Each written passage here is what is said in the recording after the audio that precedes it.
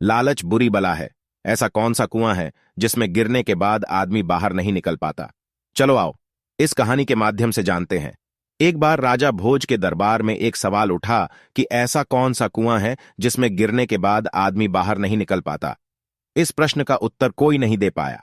आखिर में राजा भोज ने राज पंडित से कहा कि इस प्रश्न का उत्तर 7 दिनों के अंदर लेकर आओ, वरना आपको अभी तक जो इनाम धन आदि दिया गया है वापस ले लिए जाएंगे तथा इस नगरी को छोड़कर दूसरी जगह जाना होगा।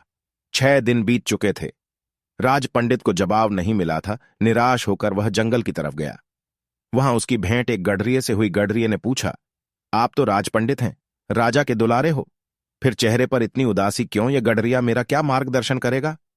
सोचकर पंडित ने कुछ नहीं कहा। इस पर गडरिये ने पुनः उदासी का कारण पूछते हुए कहा, पंडित जी, हम भी सत्संगी हैं, हो सकता है आपके प्रश्न का जवाब मेरे पास हो, अतः निसंकोच कहिए। राज पंडित ने प्रश्न बता दिया और कहा कि अगर कल तक प्रश्न का जवाब नहीं मिला तो राजा नगर से निकाल देगा। गडरिया बोला, मेरे पास पारस है, उससे खूब सोना बनाओ। एक राजा भोज, क्या लाखों राजा भोज तेरे पीछे घूमेंगे? बस पारस देने से पहले मेरी एक शर्त माननी होगी कि तुझे मेरा चेला बनना पड़ेगा। राज पंडित के अंदर पहले तो अहंकार जागा कि 2 कौड़ी के गडरिये का चेला बनूं मैं, लेकिन स्वार्थ पूर्ति हेतु चेला बनने के लिए तैयार हो गया।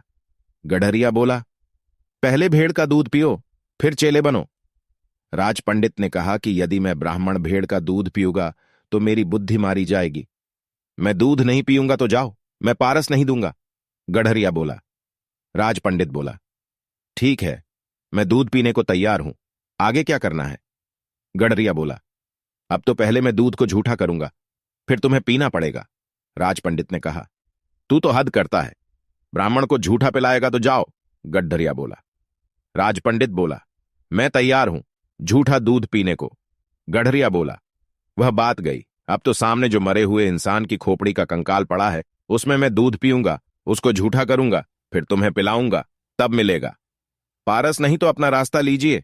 राज पंडित ने खूब विचार कर कहा, है तो बड़ा कठिन, लेकिन मैं तैयार हूं। गडरिया बोला, मिल गया जवाब, यही तो कुआं है, लोभ का, तृष्णा का, जिसमें आदमी गिरता जाता है और फिर कभी नहीं निकलता। जैसे कि तुम पारस को पाने के लिए इस लोभ रूपी कुएं में गिरते चले गए। सदैव प्रसन्न रहिए, जो प्राप्त है, पर्याप्त है, उसी में संतुष्ट रहिए। राधे राधे।